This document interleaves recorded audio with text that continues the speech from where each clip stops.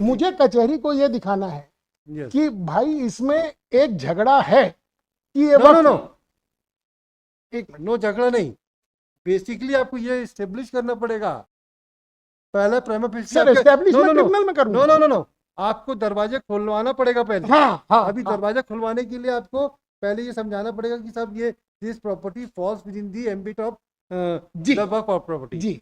अब इनका कहना मेरी संपत्ति है, मेरा कहना है वक्फ की संपत्ति है, देयर इज अ डिस्प्यूट, और फॉर्चुनेटली उस डिस्प्यूट पे इशू बना है, shall lie in any civil court in respect of any क्या क्या sir, dispute comma question comma और other matter relating to any Waqf property और other matter which is required by or under this act to be determined by a tribunal. So under this act, हाँ, तो इसीलिए section 83 देखे नहीं sir, under the act of 95, अब 95 no है, no no please please, under the act of 1985 1995 95 sorry. जी। और ये जो आपका लैंड और टेनेंसी का सूट है, क्या ये 95 के एक्ट में आएगा? क्योंकि क्योंकि क्या लिख रहा है, इसको फिर से पढ़िए लैंग्वेज को। Bar of jurisdiction of civil court, no suit और other legal proceeding shall lie in any civil court, revenue court and any other authority in respect of any dispute question और other matter relating to any Waqf property और other property other matter which is required by और under this act to be determined by a tribunal. जो झगड़ा वक्फ का tribunal को देखना है। तो इस एक्ट का डिस्प्यूट, अब इस एक्ट का डिस्प्यूट क्या क्या है, इसकी परिभाषा में जाइए जरा। 83 में आया सर, यस रीड इट, एक सीक्वेंस में पढ़ो ना, आपको तो क्लियरिटी आएगी। यस 83 का 2 देखें सर, 83 तो कॉन्स्टिट्यूशन है। नहीं उस वो सुप्रीम कोर्ट ने उसको कोट किया, मैं बताऊंगा सर, एक बार देख लें मेरे कहने से। यस यस बोलिए बोलिए। सब सेक्शन 2 देख लें सर, यस ये any मुतवल्ली person interested in a work for other person aggrieved by any order made under this act or rules made see Mister Bajaj, section 1 जो अमेंडमेंट हुआ 2013 में, वो हाँ है ना 83 का 1। हाँ, बिफोर में क्या था, बिफोर में 1 थी क्या, देखिए अभी ये टेनेंसी की बात को इसमें इंसर्ट किया था हाँ ये 2013 में, जी, है ना। अब ये क्या बोल रहा है, दी state government shell by notification in the official gazette constitution as many as tribunal as may think fit for the determination of any dispute, question or other matter relating to a waqf or waqf property, eviction of a tenant or determination of right and obligation of the lessor and the lease of such property under this act and define the local limits and jurisdiction of such tribunal. Before 2013 क्या था, the state government shall by notification in the official gazette constitute as many as tribunal as it think fit for the determination of any dispute or other matter relating to a waqf or waqf property under this act and the define the local limits and jurisdiction under this act of such tribunals. The dispute under the waqf or waqf property under the act, under this act, and what are the act defines. देखिए जब act कह रहा है तो इस act में क्या क्या चीज़ें होगी जो वक्फ से रिलेटेड होगी, है ना। अब इस एक्ट की जो परिभाषा में आप देखिए जरा, एक्ट में ये किस चीज़ को डील करेगा, वक्फ एक्ट जी, उसको देखिए। देखिए इसका 95 का जो एक्ट आया है ना, इसका statement of object and reason देखिए, the actual working of the 95 वाला सर कि 13 वाला, 95 को पहले 95 को जो एम साहब एडिटर है ना उसको पढ़िए, object and reason. Yes, the actual working of the Waqf Act 1954 had brought out many deficiencies in its also in the setup of the Waqf boards, especially their powers of superintendence and control over the management of the individual Waqf. To clarify some of these matters, the Act had to be amended 3 times in 1959, 64 और 69 within a period of 3 years. फिर ये इन्होंने ये लाया, comprehensive लाया, है ना। अब उसके बाद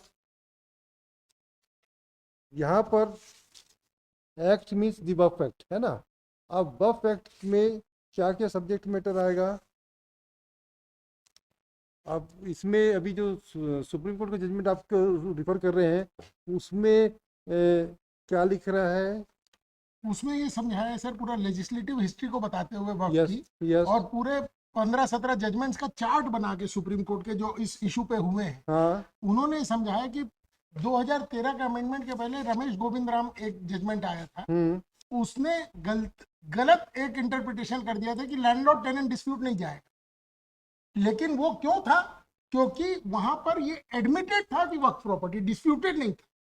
तो एडमिटेड है तो ट्रिब्यूनल का जुरिसडिक्शन नहीं है, ऐसा रमेश गोविंद राम ने कहा। तो whether that judgment has been overruled, उसको क्लैरिफाई किया, not overruled. नॉट ओवर नहीं, but it is as good as overrule, मैं आपको दिखाऊंगा सर। हाँ तो रमेश गोविंद राम ने ये बोला कि यदि कोई चीज एडमिटेड है, सेक्शन 85 ये बोलता है कि डिस्प्यूट होगा तब वक्फ ट्रिब्यूनल में जाए। तो एडमिटेड है कि वक्फ प्रॉपर्टी है, क्या वो इससे रिलेटेड नहीं है? नहीं रिलेटेड है सर। कैसे? और फिर क्योंकि रमेश गोविंद राम को ही बेसिस बना के दोनों लोअर कोर्ट्स ने मेरे को डिग्री मेरे अगेंस्ट में पारित करी। And when the judgment has been passed, which you are referring in 2022. 2022. Now, what 22? अच्छा, Ramesh Govind Ram also says one thing more. हाँ कि ये लैंडलॉर्ड टेनेंट डिस्प्यूट नहीं आएगा। तो 22 का जजमेंट ये बताता है कि ये दोनों बातें गलत थी। इसके कॉन्ट्ररी भी उस समय जजमेंट्स हैं, एक लाइन अलग चल रही थी, एक लाइन अलग चल रही थी। इसीलिए 2013 में ये अमेंडमेंट लाके चीजों को सेटल किया गया कि ये कंफ्यूजन ना रहे जुडिशियल वर्डिक्ट्स में। पूरा डिस्कस मैं आपको एक एक शब्द पढ़ रहा हूँ। और ये जजमेंट, ये 13 का अमेंडमेंट लाके इसीलिए लेसी लेसर लैंडलॉर्ड, तो टेनेंट को भी कर दिया। हाँ, लेकिन ये पहले से भी था, वो ये बोलता है। हाँ, पहले रमेश गोविंद राम ने उसको गलत इंटरप्रेट किया, कुछ जजमेंट्स ने सही किया। नहीं, ठीक है। Basic question is whether it is at least prima facie you have to suggest that the property falls within the ambit of Waqf. That is the question. That is the basic question. यदि मैं ये दिखा पाया Yes. कि बाकी तो ये सब बाकी सब सर, सब यही तो settled मैं है। जब से कह रहा हूं सर, मुझे कचहरी को ये दिखाना है yes. कि भाई इसमें एक झगड़ा है कि ये नो नो नो एक नो झगड़ा नहीं।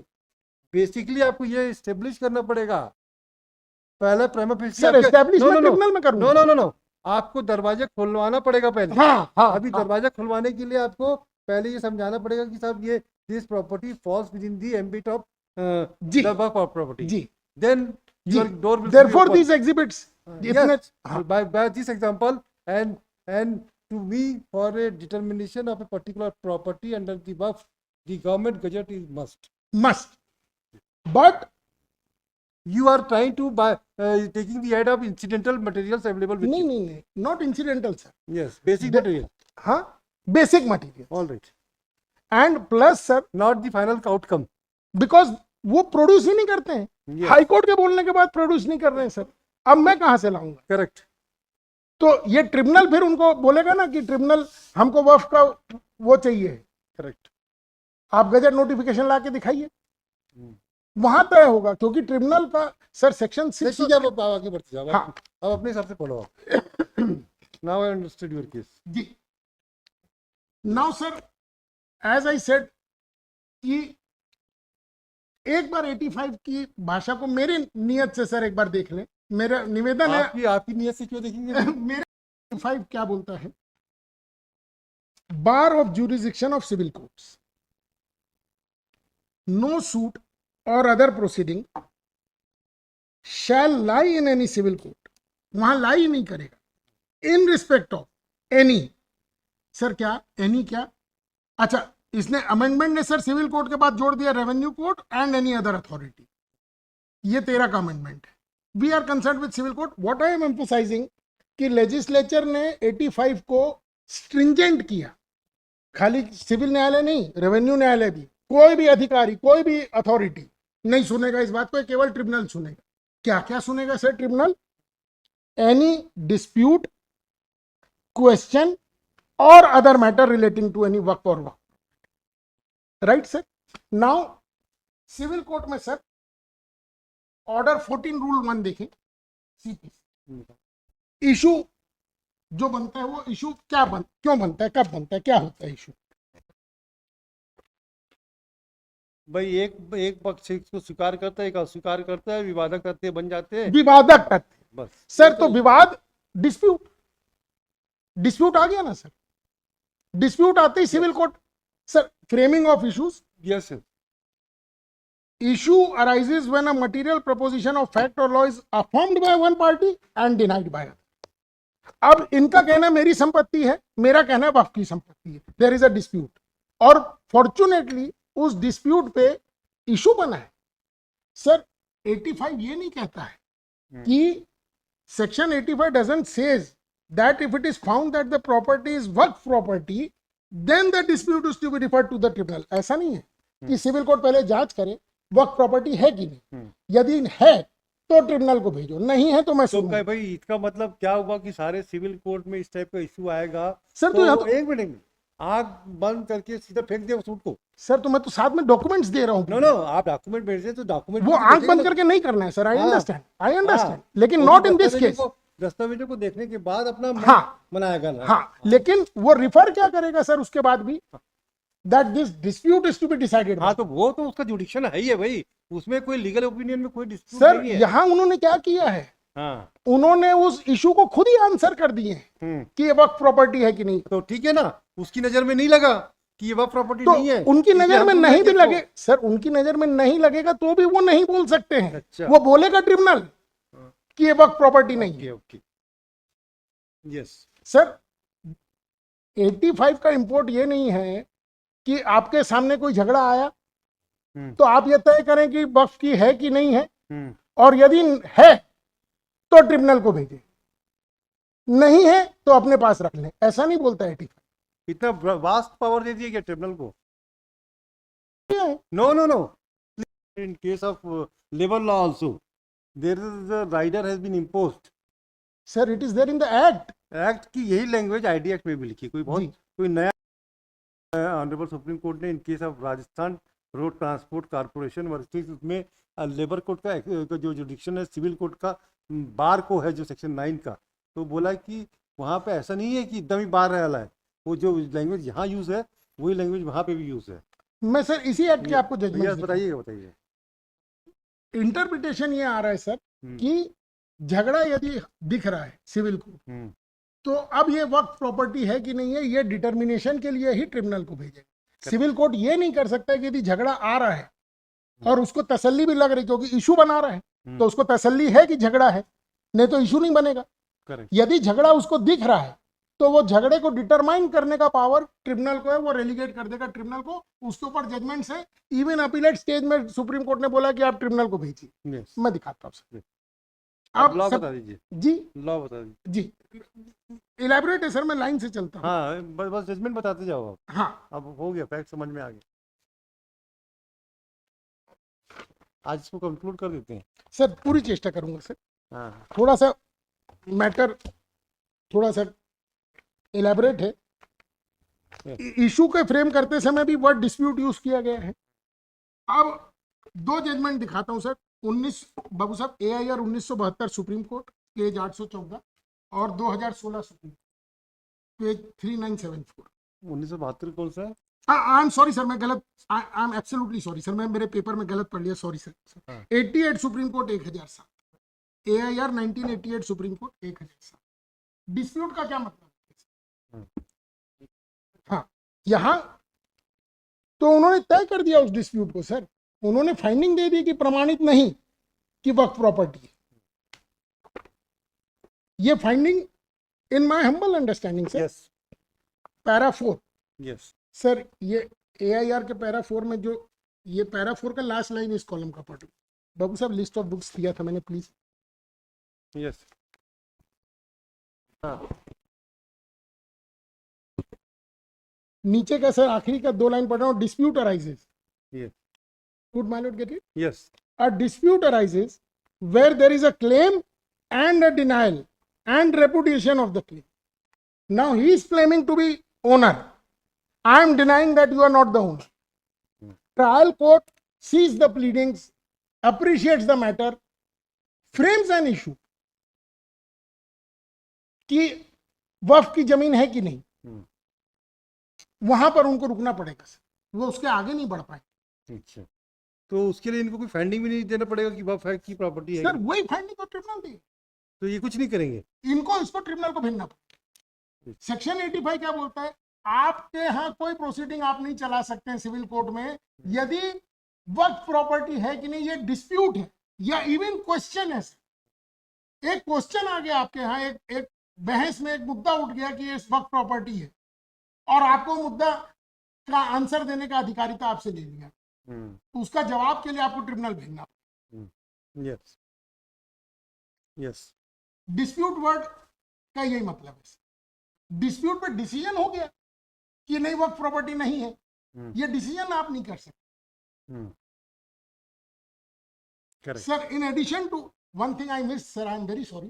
In addition to what I have shown in the exhibits, sir, today in 4127 हमें 4 दिन पहले हमें बोर्ड का एक और नोटिस मिला, हमने फाइल किया, वो भी देख ले। यस, हम देख जी, अभी तक बोर्ड यही कहता है कि मेरी प्रॉपर्टी। यस, आज दिनांक तक 30/5 का वो नोटिस है। अचानक बोर्ड एक्टिव हो जाता है जब हाई कोर्ट में केस चल रहा है। नहीं, 8 में, उसके 12 बाद में, नहीं वही तो बोल रहे हैं, 6 और 8 के बाद अचानक आज 2023 में 25 में एकदम एक्टिव हो गया वह बोर्ड। अब सर एप्रिशिएबल है ये, नहीं अप्रिशिएबल है, हो सकता है कोल्यूशन हो मेरा, विजिलेंट, एप्रिशिएबल है। But the document is on report. Yes yes,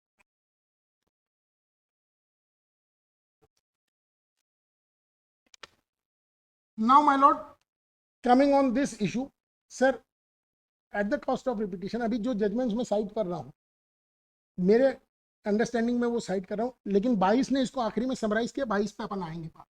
सीधे 22 को बता दो ना फिर। सर मेरे सेटिस्फेक्शन के लिए थोड़ा सा देखिए। चलो भाई, आप ही का सजेशन हमारा कि आपको 17 खेलना है। 2001 मतलब डिस्प्यूट मान रहे हो तुम, you are admitting, the civil court is admitting that there is a dispute, otherwise the issue can not be framed. मैं तो इन माय हम्बल अंडरस्टैंडिंग, मेरे लिए दो ही चीज मेरे को लगता है कि कचहरी में मुझे आर्ग्यू करके खत्म कर देना चाहिए। पहला, आपको इशू दिखाना है कि ये इशू बना है। दूसरा, 85 पढ़ाना है कि जब इशू बना है तो 85 के हिसाब से आप ये इशू को डिसाइड कैसे करें। सुबह जी, अगर आप आधी घंटे में अगर खत्म कर दिए तो whether the suit is a work property or in other words whether it is a part of the work property or not, same issue sir हमारे यहाँ बना है और फॉर्चुनेटली वही इशू नंबर 2 के नंबर पे ही बना है। यस, अब क्या होगा सर जब ये इशू बनेगा तो, learned counsel pointed out from the pleadings that it has been the case of the plaintiff that the suit land has all along been the part of the work property and hence neither respondent number 5 nor anyone had any right to sell the said land so long as the procedure prescribed under the act for sale of such property is followed.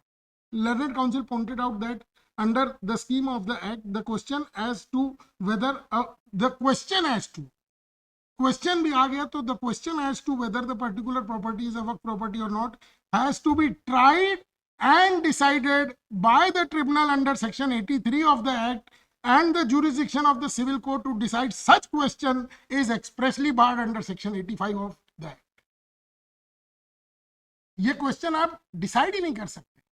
फिर para 20, having heard learned counsel for the parties and on perusal of the record of the case, we find force in the submission of the learned counsel for the appellant. The main question that arises for consideration in this appeal is whether the High Court was justified in holding that the suit was not capable of being tried by the tribunal under section 83 of the Act, and the remedy of the plaintiff was to file a civil suit before the civil court. 23. Section 51 of the Act provides that notwithstanding anything contained in the work deed, any gift, sale, exchange or mortgage of any immovable property which is a work property shall be void unless it is effected with the prior sanction of the board. Sir, I pause here for a minute.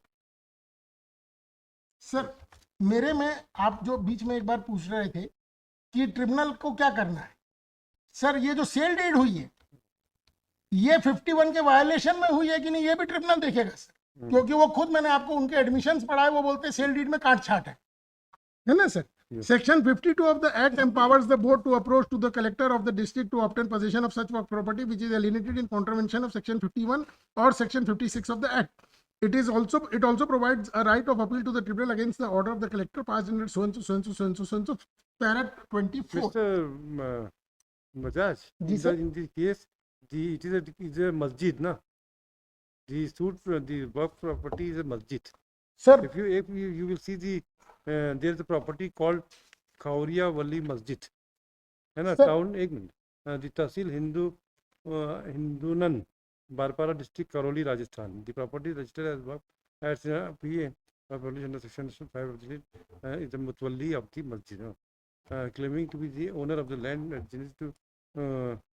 adjoining to the land Khajura wali masjid property बेचने की थे suit land sold to respondent number 1 to 4 this ना this suit against son before the Rajasthan work for the foundation on which while the हाँ, suit land is the work property or in the other party is a नाम है part Devki of the Nandan, work property and Rajasthan Waqf board.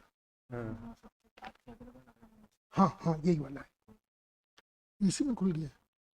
गजब यार, तो बढ़िया काम हो गया सर। इसके फैक्ट्स में आप पैरा 9 देख लें sir. Yes. What my lord was pointing out in the said judgment, इसमें लिखा हुआ है कि once the property is declared to be in work property.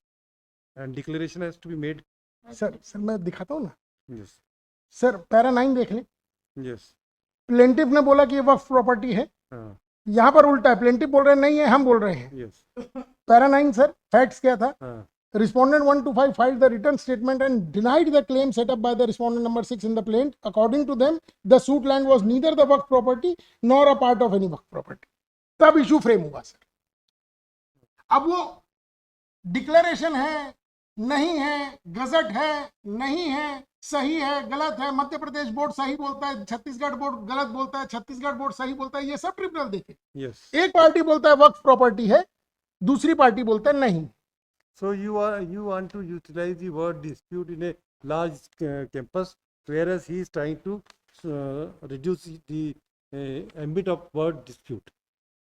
Ji This is your para 24 में आ जाए सर, सेक्शन 83। अब सर 6 और 7 और 83 में हमारा बार 85 में है सर। yes. अब सुप्रीम कोर्ट ने 22 में क्या बोला है, जो 6 और 7 का बार है, मतलब वो लिस्ट वाला, 83 का एम्बिट उससे बहुत बड़ा है।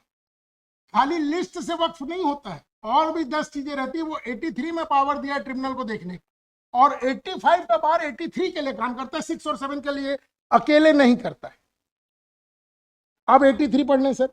Section 83 of the act empowers the tribunal to determine any dispute, question और other matter relating to work for work property under this act.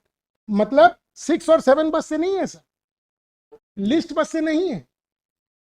वो सुप्रीम कोर्ट ने समझाया कि 6 और 7 खाली चैप्टर 2 का पार्ट है, 83 पूरी जुडिशियल प्रोसीडिंग वाले चैप्टर 9 का पार्ट। 83 में जो ट्रिब्यूनल को पावर है वो लिस्ट से बहुत ज्यादा vast power. I will come to that. ये जो बार बार बात आती है कि लिस्ट नहीं है, गजट नहीं है, उससे नहीं होगा सर अकेले। ट्रिब्यूनल उसके परे भी जाके देखेगा कि वक्फी प्रॉपर्टी है कि नहीं। Section 85 of the Act, which deals with the bar of jurisdiction of civil court, provides that no suit or other legal proceeding shall lie in any civil court in जो सूट प्रॉपर्टी है इस case की, वो मस्जिद वगैरह थोड़ी ना। नहीं, दुकानें हैं सर। मैंने शुरू में ही बोला था ये वक्फ अल औलाद है। हमने मेरी कुछ प्रॉपर्टीज थी, हमने खुदा को समर्पित कर दी, और ये बोला कि इससे जो रेवेन्यू आएगा वो मेरे आने वाले वारिसानों को मिलता रहेगा, उनका पेट पलता रहेगा। इसलिए वो किराए में चलती रही दुकानें। अब्दुल रहीम तक हम किराए देते रहे, जब रहीम ने उसको बेच दिया हमने किराया देना बंद कर दिया। और फिर म्यूटेशन के लिए जब गए, आप वो किराए की रसीद वगैरह पेश किए क्या? वो डिस्प्यूट ही नहीं है सर। हमारा एडमिटेड है कि 5 के बाद हम किराए, हाँ, अब्दुल रहीम तक देते थे, प्लेंटिफ को नहीं दिया। ये तो हमारा केस ही है सर। तो किराएदारी डिस्प्यूटेड नहीं है, किराया देते थे रहीम को जिसने दुकान बेची, ये डिस्प्यूटेड। रहीम को, जिसने बेची, दिनेश को नहीं दिया आज तक प्लेंटिफ। जिसने बेची जो ओरिजिनल लैंडलॉर्ड था, हाँ। उसको किराया देते थे, उसके किराएदार इनके एसेट से ये एडमिटेड पोजीशन, क्योंकि वक्फ अल औलाद है, Yes, yes. वो बेनिफिशियरी है सर उस Yes. Property Next, which judgment you are referring now? जी। Para 25, Yes. reading to the averments made in the plaint, sir, only the averments in the plaint are being read. Reading to the averments made in the plaint in light of the aforementioned sections, we are of the considered opinion that the tribunal was right in its view Even in, otherwise, it is well settled position of law that while considering the judicial issues, sorry, the pleadings has to be seen. definitely Only the pleadings of the plaintiff only. Sir. इसीलिए 22 में मैंने आपको सुबह 2 line पढ़ाई थी कि there is an another angle that in the WS he has denied the property as work property, therefore also it is mandatory to send it to the tribunal. All right. Yes. और यहाँ तो pleadings देख के issue भी frame किए हैं, तो और मान रहे हैं कि डिस्प्यूट है। Yes. Tribunal was right in its view in holding that it had jurisdiction to try the suit on merits, whereas the High Court was not so in holding the otherwise. In other words, we are of the view that the tribunal does not have jurisdiction to decide the question arising in the suit filed by the respondent number 7, and therefore the tribunal rightly tried the suit on merits. The reasons are not far to seek. 27. Sir, 27 important है, थोड़ा सा आप देखेंगे. In the first place, the main question involved in the suit was whether the suit land is a work property or not. मेरे में भी है sir. Plaintiff says that it is a work property, whereas the defendants say that it is not the work property, but it is their self property. This question, in our opinion, can be decided only by the tribunal and not by the civil court, as has been decided by this court consistently in Ramesh Govind Ram, Bhamarlal, Muslim Waqf Board, so and so, so and so, so and so. Yes. जैसे ही sir question आया, हाँ आप ये देख लीजिए कि question genuinely उठाया जा रहा है. जैसे आपने सजेस्ट किया कि मैं कोई भी आके बोल दिया सुमेश बजाज की प्रॉपर्टी वर्क प्रॉपर्टी है, तो ऐसा नहीं, आप अपनी तसल्ली करें. आपकी प्रॉपर्टी को आप बोल के कि हमको जीना खाना है कि नहीं?